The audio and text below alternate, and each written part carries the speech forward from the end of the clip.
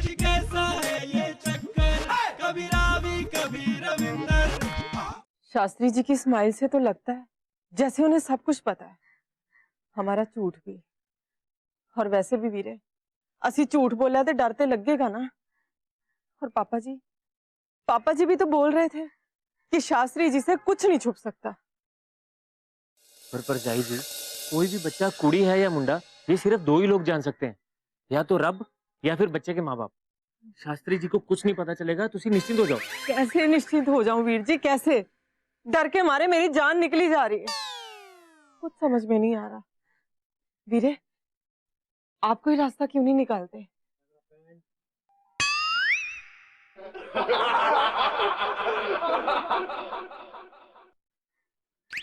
Idea.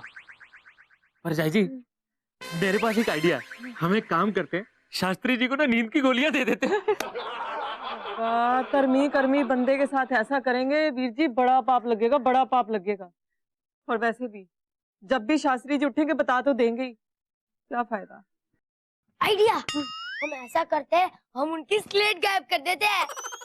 Boss, slate गुआच जाएगी पुत्र जी तो वो कागज पे लिख के बता देंगे, लिखना थोड़ी छोड़ देंगे शास्त्री जी। ऐसी बातें करता है। परजाई जी फिर हम करिए कि और कोई रास्ता ही नहीं है। यही सोच सोच के तो मेरा सर फटा जा रहा है। अरे घर में सबकी बैंड बजी है और तू यहाँ पर बैठकर लड्डू ही लड्डू खा रहा है। अरे कुछ सोच। अरे यही तो कर रहा हूँ, पर तू तो लड्डू ही खा रहा है। अरे जब मैं लड्डू खाता हूँ ना, तब मेरे दिमाग को एनर्जी मिलती है, और जब एनर्जी मिलती है तो मेरा दिमाग ट्रैक्टर की तरह स्टार्ट हो जाता है, और जब स्टार्ट होता है तो मेरा दिमाग चलने लगता है। जब चलने लगता है तब दिमाग के खेत में आइडिया उगने लगता है। स्टॉप, तुम नीचे बैठ, नीचे बैठ, नीचे बैठ। ऐसे ना हो कि तेरे दिमाग में आइडिया की फसल उगे ना, और दूसरी तरफ दादू जी को शास्त्री जी सब बता दे कि मैं लड़का नहीं लड़की हूँ। दादू जी के सपने पूरे करने के लिए मम्मी ने तो मुझे रावी से रविंदर बनाया है। अगर दादू जी को पता चल गया तो क्या होगा? जो भी होगा बहुत बुरा होगा। यही सोच के तो मैं लड्डू भी नहीं खा पाता। मुझे दिख रहा है कि तू लड्डू खा रहा है। कुछ ऐसा करते कि शास्त्री जी दादू जी को कुछ बता ही नहीं पाए। आइडिया क्या है? पंडित जी तो सिर्फ स्लेट पर लिखकर दिखाते हैं, और वो अपने चश्मे के बिना देख नहीं पाते हैं। तो ऐसा करते हैं, उनका चश्मा गायब कर देते हैं। वो तो कागज पे भी लिख सकते हैं ना। अरे तू तो बुद्धू, भुक्कड़ और पेटू है। पंडित जी का चश्मा गायब कर दे तो वो किसी भी चीज पर नहीं लिख पाएंगे। अरे बुद्धू, पर उनका चश्मा तो हमेशा उनके नाक पे रहता है ना, गायब कैसे करेंगे? चश्मा गायब करेंगे जब वो ये ये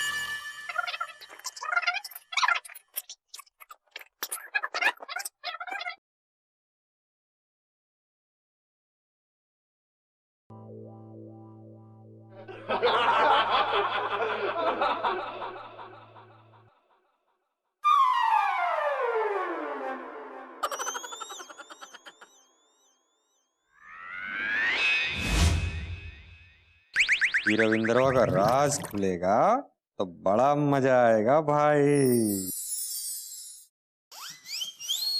आपका वारिस लड़का नहीं लड़की।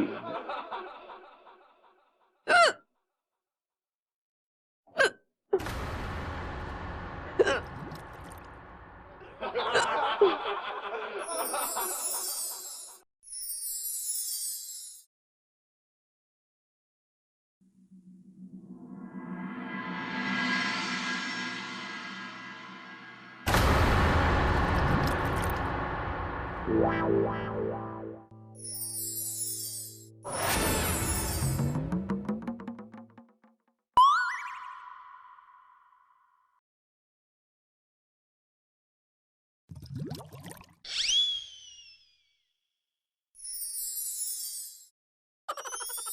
साहब, आप तो मुझे हमेशा सही सही बातें बताते रहे और मैं ही आपकी बात नहीं मानता था।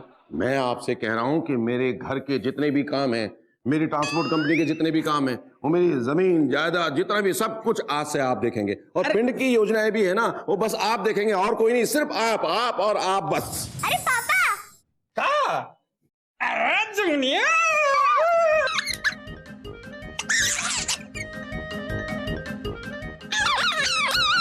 अब तो रविंद्रवा को भगवान भी नहीं बचा सकता। अरे पापा, हाँ।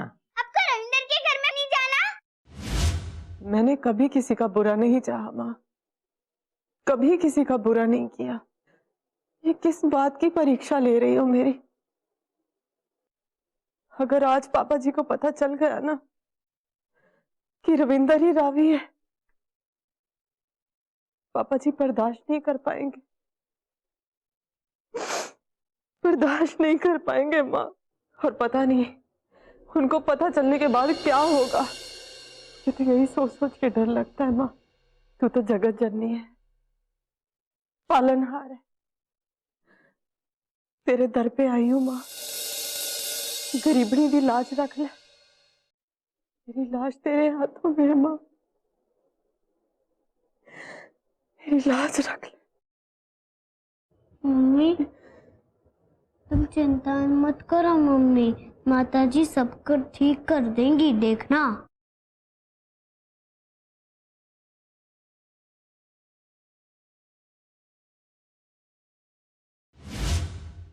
शास्त्री जी, अब तो बताइए। मैं रविंदर के भविष्य के बारे में पूछना चाह रहा हूँ, उसकी भविष्यवाणी बता दीजिए ना।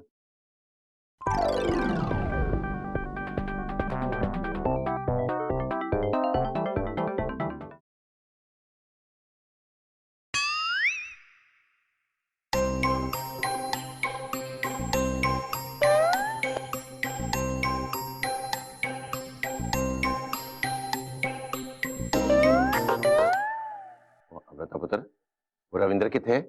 अभी तो उसको यहाँ होना चाहिए था ना। यहीं कहीं तो था पापा जी, अभी पता नहीं कहाँ गया है। वो यहीं था। पापा जी वो बाथरूम बाथरूम बाथरूम गया है। और इस वक्त बाथरूम? वो इस वक्त उसको यहाँ होना चाहिए था, एंड वक्त पे बाथरूम। वो बुला अनु। पापा जी बाथरूम का कोई टाइम थोड़ी होता है, कभी भी आ जाता है। वो बुला अनु। हाँ रोहन पुत्र, जाके रविंद्र को लेके आ। ओए रोहन, वो छुट्टी कर, उन्हें बुला। जा जा जा।